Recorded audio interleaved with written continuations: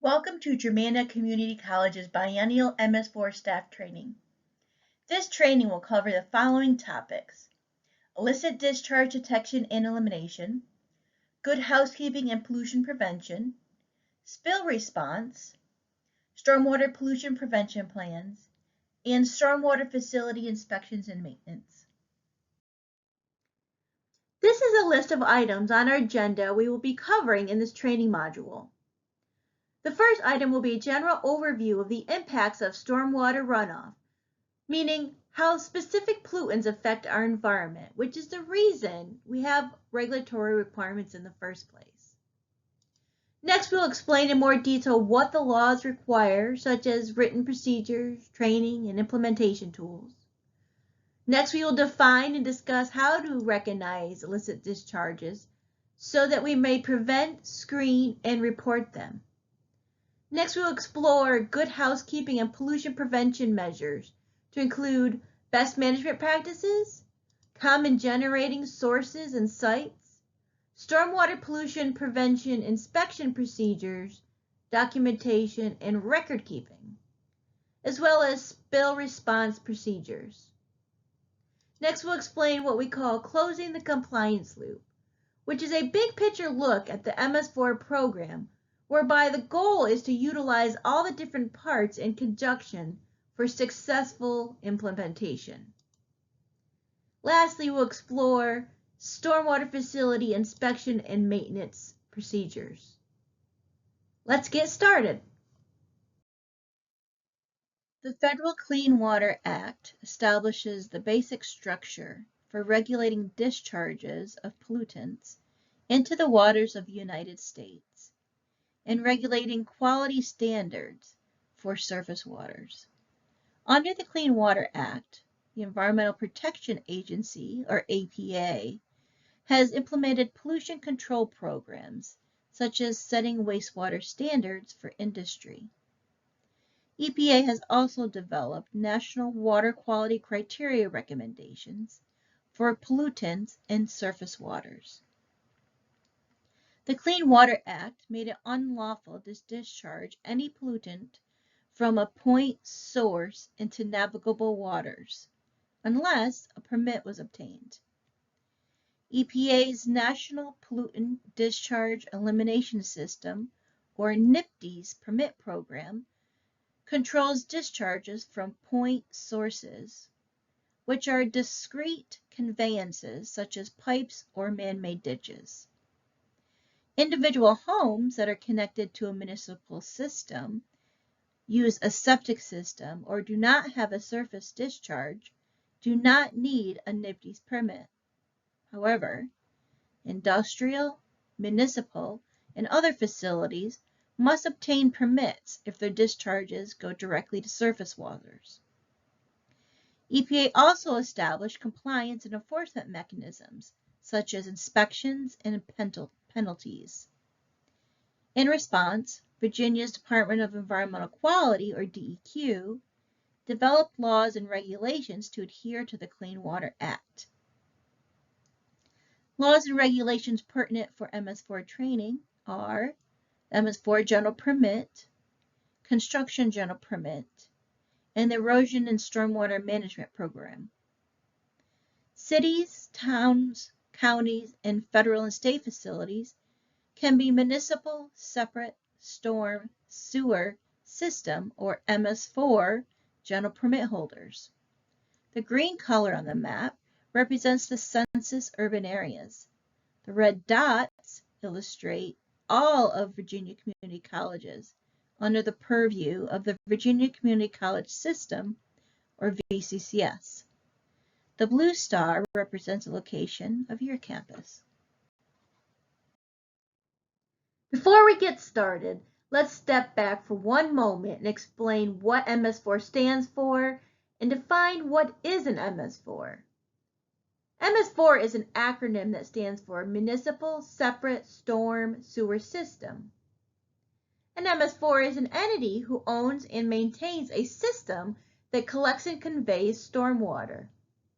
This system has the potential to convey pollutants from the MS4 area downstream. ultimately leading to a point discharge, such as the picture on the left depicting a drain inlet, and the middle picture which shows a man-made swale, or an outfall which is pictured on the right, which illustrates the entry point into a natural drainage way such as a creek, stream, river, or other water body. MS4s often have activities and operations occurring within their MS4 area that conveys stormwater to outfalls that are considered regulated because they empty into a regulated water of the United States. MS4 areas are defined by a boundary called the census urbanized area, which is determined by population census data. Now that we understand what an MS4 is, we will define what the MS4 General Permit is. The MS4 General Permit is a regulatory document issued by the Virginia Department of Environmental Quality that requires an MS4 operator or entity to develop, implement, and enforce an MS4 program designed to reduce the discharge of pollutants from the regulated small MS4 to the maximum extent practicable. How an MS4 meets the regulatory mandate to the maximum extent practicable is by ensuring compliance to water quality standards, by addressing 6 minimum control measures, and the implementation of the BMPs or best management practices that make up the 6 minimum control measures. The 6 minimum control measures are public education and outreach, public involvement and participation, illicit discharge detection and elimination, construction site stormwater runoff control, post-construction stormwater management, and pollution prevention and good housekeeping. Best management practices can be structural, such as stormwater detention pond, or non-structural, for example, a street sweeping program. The MS4 General Permit also requires the MS4 to address special conditions for total maximum daily loads, which we will discuss in greater detail later in the presentation. MS4s are audited at least once every 5 years. DEQ audits approximately 20 MS4s per year. EPA conducts audits of DEQ's program, which includes a company DEQ to select MS4 audits. The EPA also gets involved with certain MS4s due to public complaints. It is important that you are aware of the common violations that DEQ and EPA often cite MS4s for, including failure to implement and enforce an illicit discharge program. For an example, not performing outfall screening or failing to have mechanisms in place to enforce illicit discharge violations. A very common violation is not adequately addressing runoff from construction sites by implementing the erosion sediment control regulations. Specific examples would be failure to obtain appropriate construction permits, or inspectors failing to require the contractor to maintain erosion sediment control measures. Another common violation is failing to adequately manage stormwater discharges from maintenance facilities. As an example, neglecting to refer to the Good Housekeeping Manual to implement a best management practice appropriate to a maintenance activity, such as power washing a building, whether an employee or a vendor is neglectful. Another extremely common violation is not adequately documenting spills, illicit discharges, or cleanups. Remember this: if it's not documented, then it wasn't addressed appropriately and can be assumed to be a violation. Another violation is failing to reduce pollutants to the maximum extent practicable. For example, not meeting annual goals set forth in action plans. Another common violation is neglecting to perform maintenance on stormwater facilities and outfalls. The EPA and DEQ laws and regulations spell out enforcement measures for responsible persons, which include up to $32,500 per day per violation and possible imprisonment. There can be severe consequences to neglect, whether unknowingly or knowingly. It is important to know the responsibilities and consequences so that penalties can be avoided. MS4 training is required per the MS4 General Permit. Effective training leads to successful implementation of the MS4 program, which ultimately ensures compliance.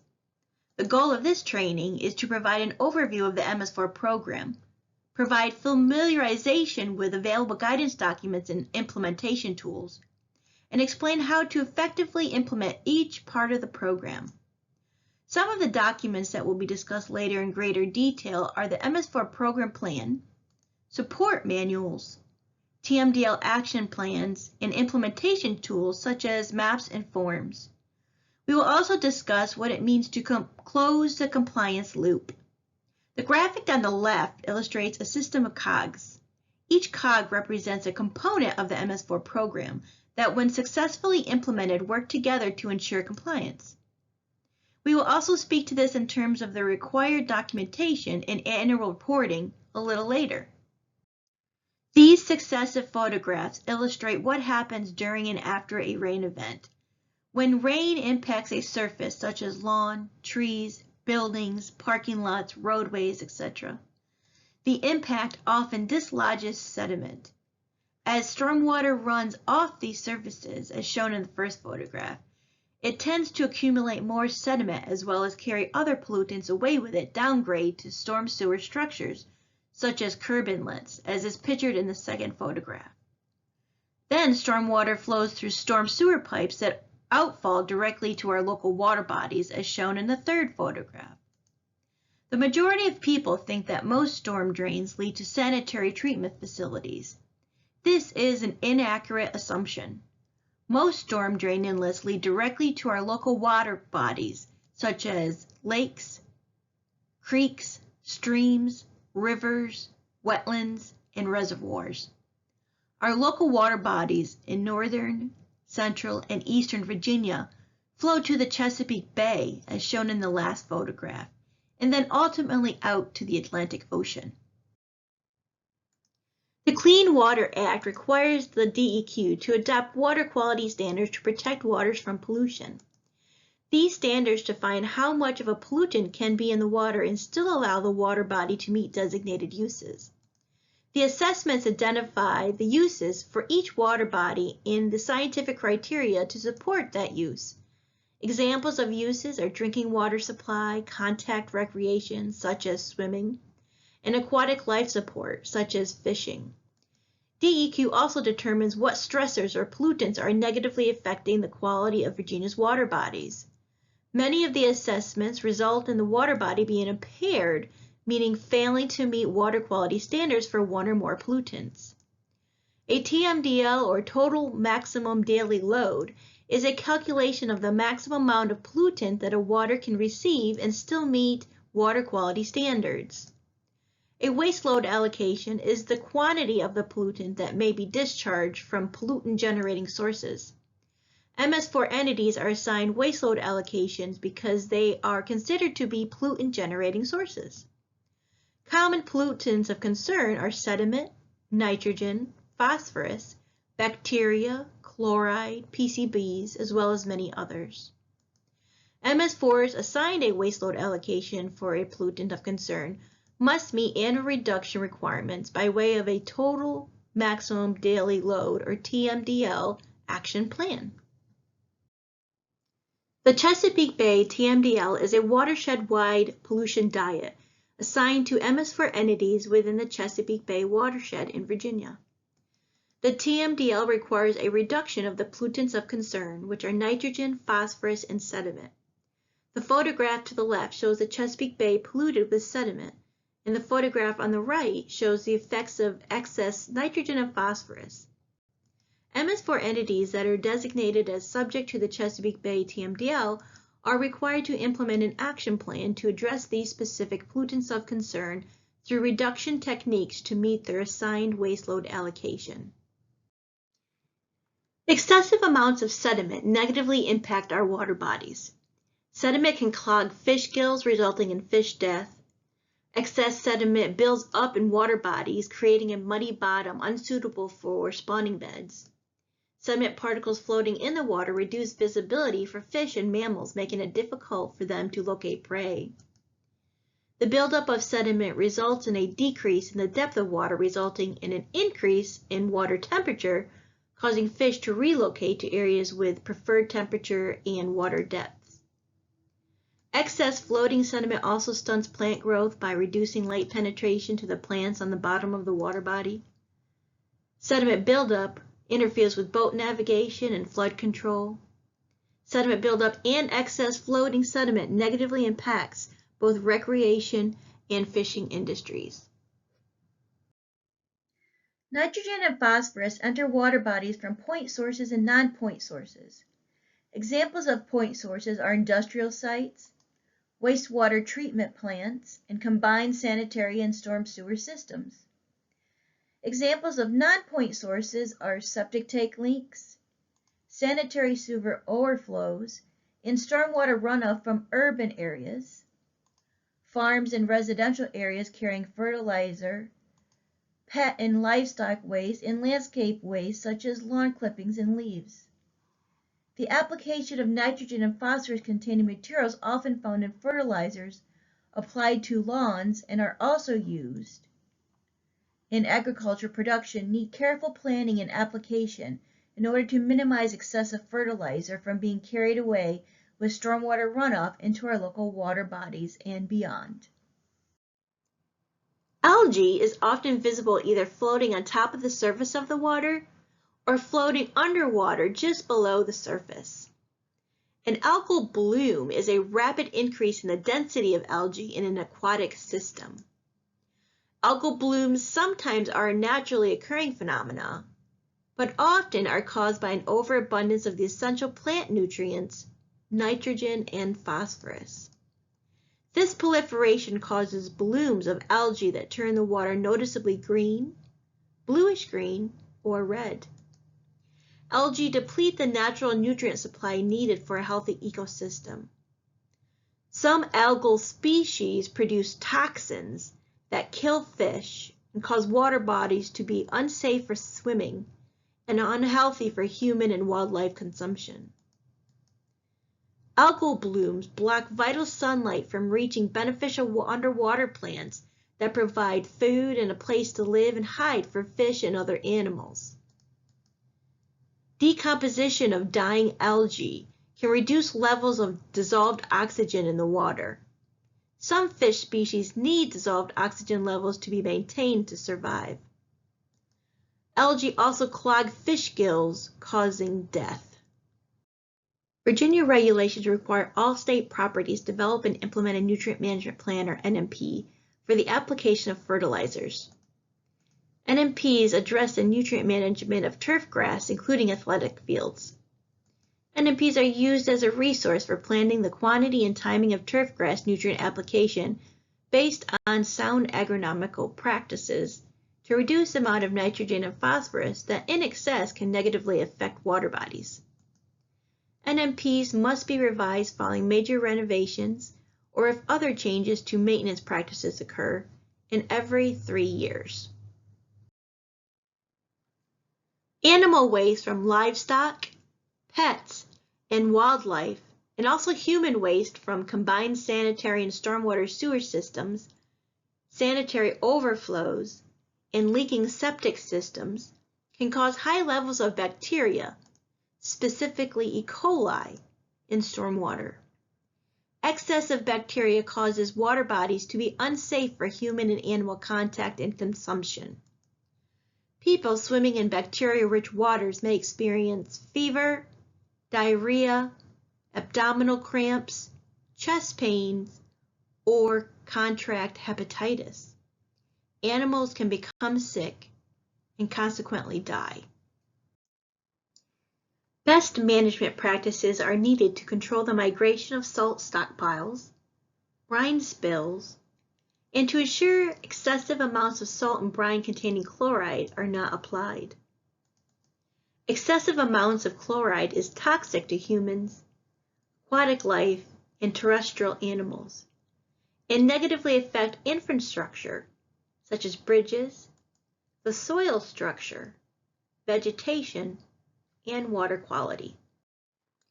Polychlorinated biphenyls, or PCBs, are toxic substances found in industrial products and chemicals that cause adverse health effects in humans, aquatic life, terrestrial animals, and plants. Sources of PCBs can be contaminated soils, landfills, and poorly maintained hazardous waste containment associated with the handling or storing of PCB materials such as electrical transformers, motor oil, oil-based paint, plastics, and fluorescent light ballasts made prior to 1979. A stormwater event can wash PCB containing liquids or sediment into a water body and deposit the PCB-laden water or sediment along stream banks. During the next storm event, the stream bank can erode and contaminate further downstream soils, aquatic life, animals, and plants. Aquatic life, animals, and plants store PCBs in their tissues and contaminate soils and water during decomposition. The MS4 program plan encompasses all of the 6 minimum control measures. However, Minimum Control Measure 1, Public Education Outreach, and Minimum Control Measure 2, Public Involvement and Participation, are integrated directly into the program plan document.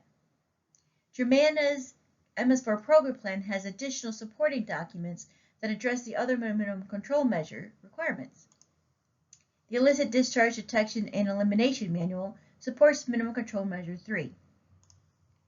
The Virginia Community College System, or VCCS, Annual Standards and Specifications for Erosion and Sediment Control and Stormwater Management supports Minimum Control Measure 4, Construction Site Stormwater Runoff Control. The Post-Construction Stormwater Management Inspection and Maintenance Manual supports Minimum Control Measure 5. The Good Housekeeping and Pollution Prevention Manual supports Minimum Control Measure 6. The MS4 General Permit requires MS4s to develop and implement written procedures to detect, identify, and address non-stormwater discharges. These procedures are detailed in a separate Illicit Discharge Detection and Elimination, or IDDE program manual, but is part of the MS4 program plan. The IDDE manual provides methods for field inspection or screening. The MS4 General Permit requires annual screening of outfalls in order to detect, identify, and eliminate any found illicit discharges. The inspector utilizes a field screening form to collect data about the outfall's condition, whether there is an observed illicit discharge, and the condition directly downstream of the outfall. The manual provides methods for investigating a source of an illicit discharge and time frames for identifying, reporting, and addressing different types of illicit discharges, whether they are actively occurring, suspect, or potential in nature.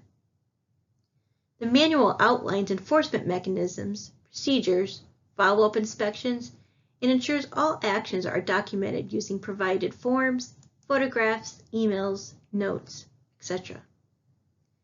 The documentation occurred to eliminate the discharge must be maintained for 3 years.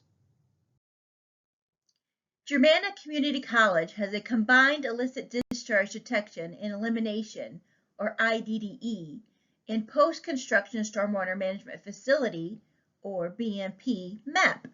The IDDE BMP map identifies the locations of outfalls required to be screened. The outfalls are identified graphically with a triangle and are numbered. The IDDE BMP map is intended to be used when conducting annual inspections and when tracking illicit discharges. The IDDE BMP map also graphically depicts the location of BMPs, buildings, pavement, lawn areas, woods, and the property boundary. The IDDE BMP map includes other useful information such as pertinent contacts and a list of interconnected MS4s. The IDDE BMP map is updated as needed to remain true to the current conditions. The outfall inventory is a spreadsheet that provides a list of campus outfalls and attributes required by the MS4 General Permit that numerically correspond to the IDDE BMP map. The spreadsheet also tracks annual inspection or screening results and dates. The MS4 general permit requires Germana to perform outfall inspections or screenings annually during dry weather. Outfall inspectors use the outfall inspection form to detect and identify illicit discharges. In addition to documenting the evidence of an illicit discharge, the form requires input concerning the structural condition of the outfall, riprap, downstream erosion, and other pertinent conditions. When an illicit discharge is found, the IDDE tracking form and reportable discharge form is used to document and report the illicit discharge to DEQ. Outfall inspection forms must be retained for 3 years. The inspection date, results, and maintenance recommendations are input annually into an outfall inventory spreadsheet for annual reporting purposes and for updating the MS4 program plan. An illicit discharge is any discharge that enters a storm drain system or a natural water body that is not composed entirely of storm water. Several examples are shown in these photographs. For instance, petroleum products, paint, trash, sediment, and detergents. Upon detecting an illicit discharge, spill, or improper disposal, report to the facilities department on campus immediately. The storm drain markers affixed to drain inlets educate Germana's public that only rain is allowed down the storm drain system. An illicit discharge can be a measurable flow from a storm sewer system during dry weather containing pollutants. Oftentimes, illicit discharges are characterized as having a unique frequency, composition, and mode of entry into the storm sewer system. Illicit discharges can also be the discharge of pollutants from point and non-point sources. The following is not all-inclusive, but is a list of common examples of pollutant sources that often become illicit discharges. Automotive fluids such as oil, fuel, and antifreeze, cooking oil and grease, solvents, paints, chemical cleaners such as detergents and soaps, improperly applied pesticides and herbicides, improperly managed salts, landscape waste such as grass clippings and leaves and piles of brush, improperly applied fertilizer, sediment, vehicle wash water, sanitary sewer wastewater, dumpster leachate or liquids, and trash. There are common misconceptions, behaviors, and attitudes that if people were educated and changed, could positively affect the environment. Most people are simply unknowingly ignorant of the fact that the majority of storm sewer systems connect directly to our natural water bodies and not to a water treatment plant. With this knowledge, the public may make a choice in their daily activities not to pour or dump pollutants down a storm drain. Many people often neglect to make timely vehicle or equipment repairs, frequently clean vehicles at a car wash, or store pollutant-laden materials or chemicals outdoors so that they are exposed to stormwater, thereby contributing pollutants to the environment. Accidents certainly occur, and often the large-scale accidents heard on the news, like oil spills in the ocean or a tractor-trailer overturning on a highway, often cause significant pollution and contaminate our water bodies. And then there are some people who have a lack of care and purposefully litter. They may have a lack of consideration and personal investment in being good stewards of the environment for future generations. Stormwater outfall pipes are screened annually as part of the IDDE program, but there are other areas around campus where either active or evidence of former illicit discharges can be observed. The accumulated sediment at the stormwater outfall pipe would constitute as an illicit discharge. A potential active illicit discharge evidenced by the discoloration right in front of the outfall pipe to a stormwater management facility can be observed. Natural water bodies on campus can also show signs of an actively occurring illicit discharge. Lawn areas and impervious surfaces can also reveal evidence of actively occurring or former illicit discharges.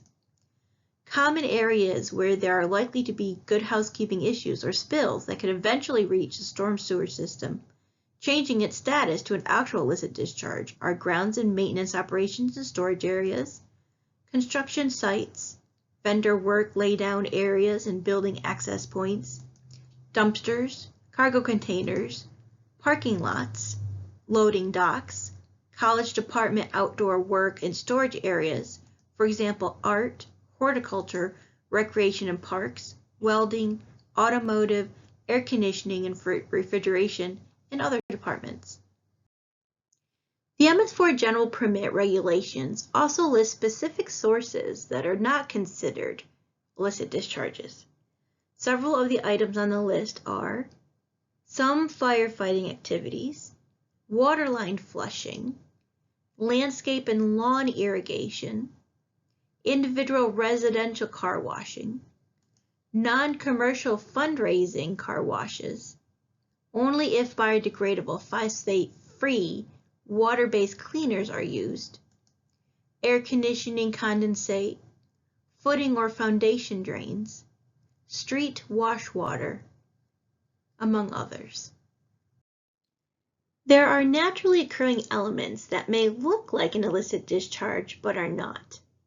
The photograph shows a sheen that could easily be mistaken for a petroleum spill, but in actuality the sheen is a naturally occurring bacteria.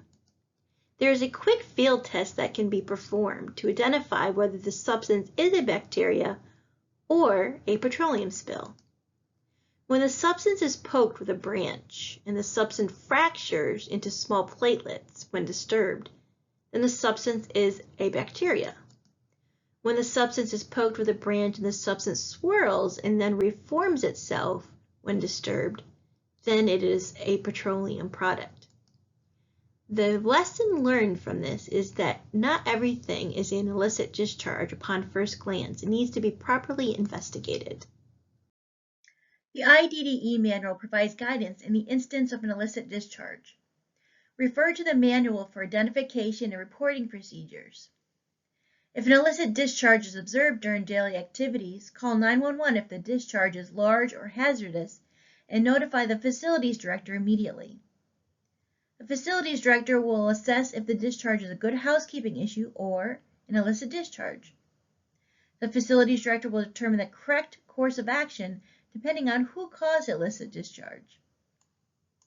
If Germana staff was responsible, then staff will be directed to select appropriate PPE, stop the source, confine the spill, clean up and dispose of waste material properly. If a construction contractor was responsible, then the VCS Capital Outlay project manager overseeing the construction project will be contacted. If a campus procured vendor or contractor is responsible, then the owner will be contacted to perform a course of action necessary to address the illicit discharge. If the source is unknown, the facilities director will initiate an IDDE investigation in accordance with the IDDE manual's procedures and timeframes.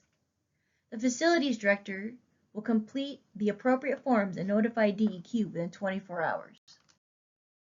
The IDDE tracking form documents the description, resolution, and any follow-up conducted for an illicit discharge.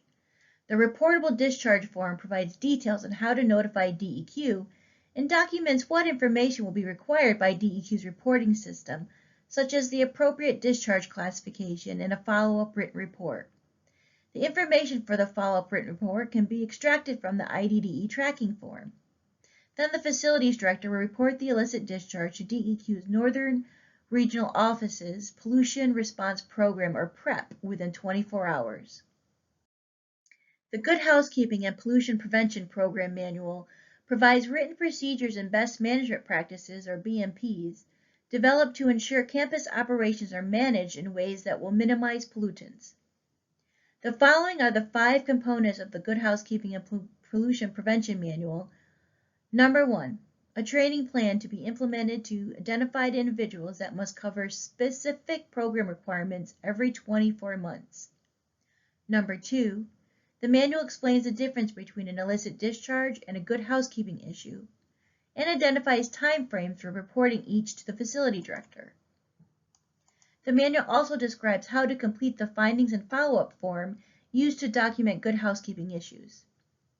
Number 3, the inspection guidance as it pertains to utilizing the SWIP map and completing a SWIP inspection form.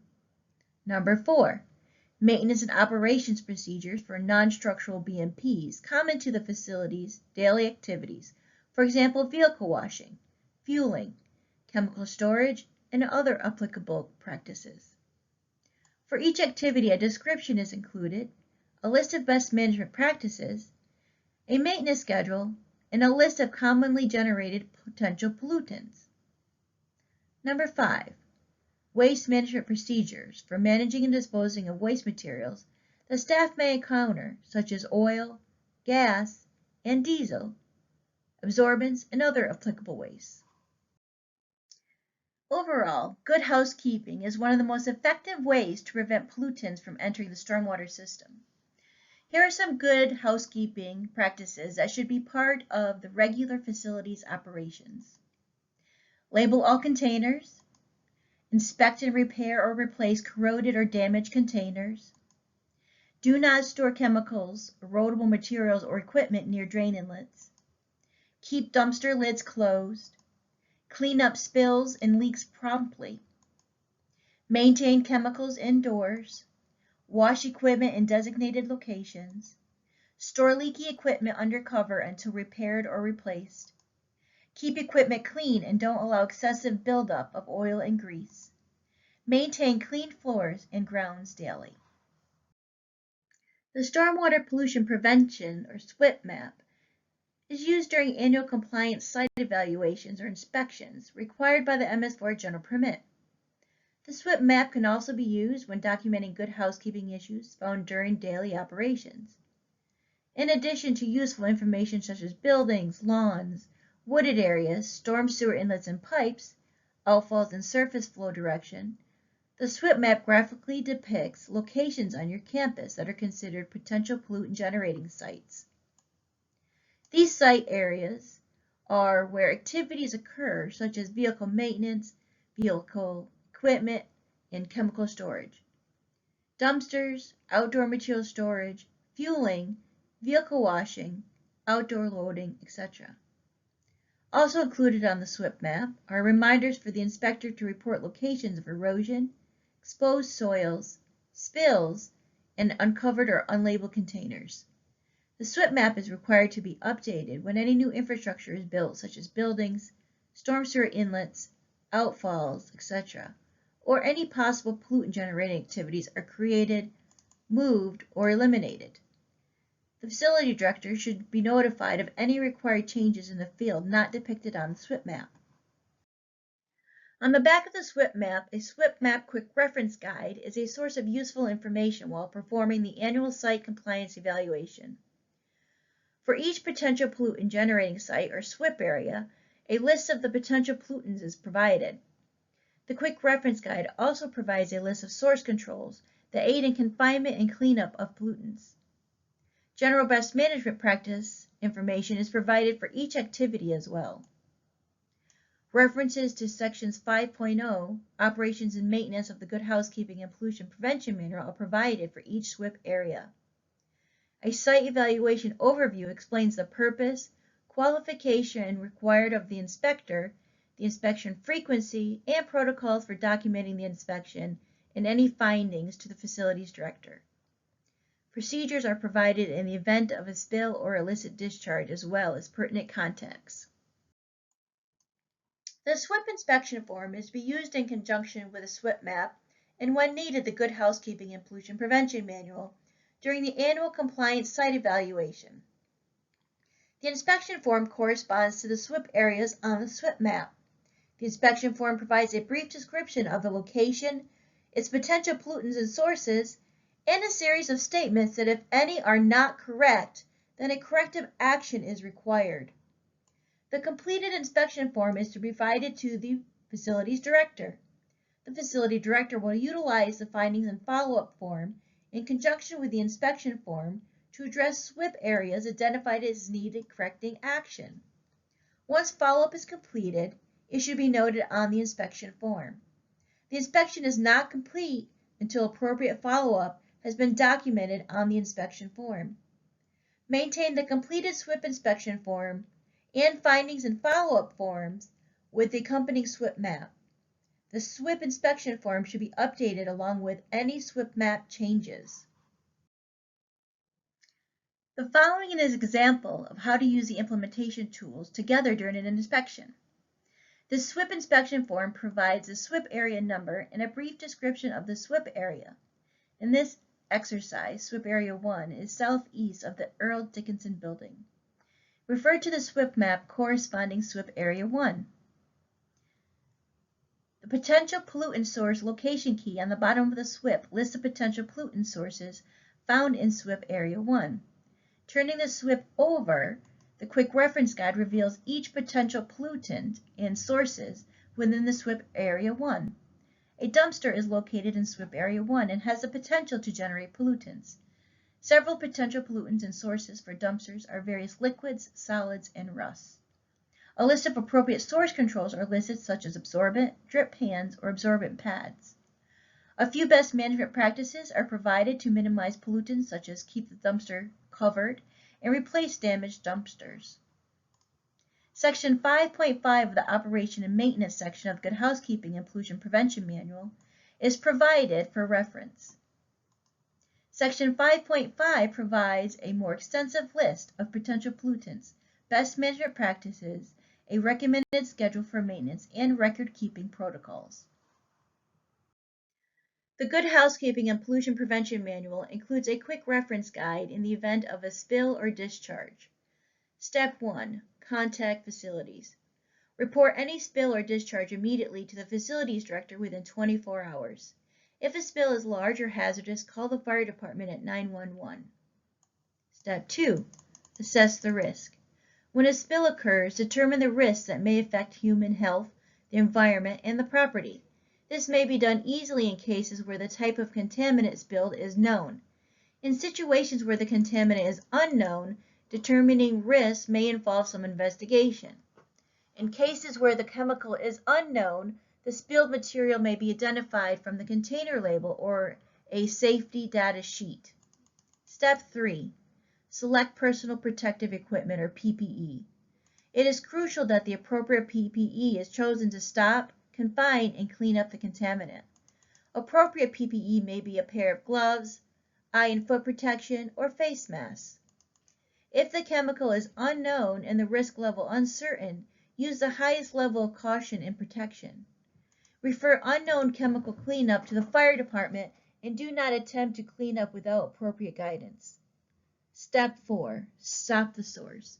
Stopping the source of the spill may involve turning a container upright, plugging a leak, or moving an operation. In any case, the source leak or spill should be controlled as quickly as possible. Step 5. Confine the spill. It is crucial to confine the spill before it reaches water bodies or storm drains. In some cases, this step may need to occur before stopping the source. The proper containment measures necessary should be assessed based on the size and type of the spill. A small spill may be confined with the application of an absorbent, whereas a larger spill may require absorbent pads or socks. Spill kits should be used where applicable to block nearby storm drains and prevent the movement of the spill. If a large spill of fuel, sewage, or other hazardous materials occurs, contact the fire department to assist in response and cleanup. Step 6. Evaluate the incident and implement cleanup. Once the spill is stopped and confined, the person responsible for cleanup should develop a plan of action to clean up the spill. The person conducting the cleanup should make sure that they have enough spill response supplies to adequately deal with the spill. Once the chemical is cleaned up or absorbents are saturated, they may contain hazardous waste and should be disposed of properly. See the Waste Management and Disposal Procedures section of the Good Housekeeping and Pollution Prevention Manual for disposal guidance. The Good Housekeeping and Pollution Prevention Manual includes a findings and follow-up form. This form is to be used for good housekeeping issues. Good housekeeping issues are spills that do not reach the storm sewer system or a natural water body, therefore are determined not to be an illicit discharge. Good housekeeping issues do not have to be reported to DEQ. However, facility staff is required to report the issue to the facility director within 24 hours. Good housekeeping issues can be a result of a Germanist student, faculty, or general campus staff, facility staff, a contractor, or a vendor. A good housekeeping issue can be discovered from a routine inspection, facility staff going about their daily activities, or a complaint received from Germanist student, faculty, or staff, campus visitor, or one of Germana's neighboring property owners. The form documents how and who reported the issue, the location, material and quantity of the spill, explanation of the cleanup and disposal, and if any follow-up was necessary. Photographs before and after should be taken to document the incident and attached to the form. All documentation is required to be sent to the facility director for record-keeping purposes. At the very beginning of the presentation, the phrase "closing the compliance loop" was briefly explained as each component of the MS4 program, when successfully implemented, worked together to ensure compliance to the maximum extent practicable. We will go through a specific example of this idea. MS4 training is the initial step in compliance loop, where you are learning about the MS4 program, with the differences between illicit discharge and good housekeeping issue, and what is included in the manuals, maps, and forms. After this training, you will go back to performing your daily duties. Let's say you observe what appears to be a fresh spill on the pavement. Refer to the SWIP Map Quick Reference Guide, Good Housekeeping and Pollution Prevention Manual, and the IDDE manual, which has spill response and illicit discharge procedures. Once you have followed the first steps to determine which condition you have, you implement the appropriate response. For this example, let's say the spill has not entered the storm drain system and is determined to be a good housekeeping issue. You would implement the spill response procedures appropriate to an oil spill by placing absorbent on the oil spill, scrubbing the area with a broom, and then sweeping up the oil-laden absorbent prior to the next rainfall. Refer to the Good Housekeeping Manual for proper disposal guidance, or the IDDE manual for an illicit discharge. For this situation, proper disposal would entail placing the used absorbent in a labeled barrel, bucket, or other container. When the container is full of waste material, have a vendor remove the container. Ensure the vendor properly disposes of the waste material by requiring a hazardous waste manifest where appropriate. After implementing the proper disposal, refer to the manuals again for proper documenting. The Good Housekeeping Manual has a findings and follow-up form for good housekeeping issues, and the IDDE manual has an IDDE tracking form and a reportable discharge form for reporting illicit discharges. Follow the manuals for proper notifications. The completed forms must be retained on file for 3 years. MS4s are required to report illicit discharges to DEQ both within 24 hours of the event and again in October of every year. An illicit discharge does not always result in fines and penalties. Therefore, do not conceal an illicit discharge for fear of repercussions. Good housekeeping issues do not require reporting to DEQ. However, documenting them can possibly avoid a violation during an audit. Documenting and reporting illicit discharges and good housekeeping issues also shows DEQ that the MS4 program is being implemented. The reality is that it's less likely that nothing happened all year long, because accidents and spills do happen in daily activities. In conclusion, closing the compliance loop is not only in reporting, but using all of the components together to successfully implement the MS4 program to the maximum extent practicable. The Post-Construction Stormwater Management Inspection and Maintenance Program Manual documents procedures that ensure adequate long-term operation and maintenance of stormwater management facilities, also called Best Management Practices or BMPs. The manual includes important documentation necessary to support inspection and maintenance of BMPs, such as record drawings and project records, specifically stormwater calculations.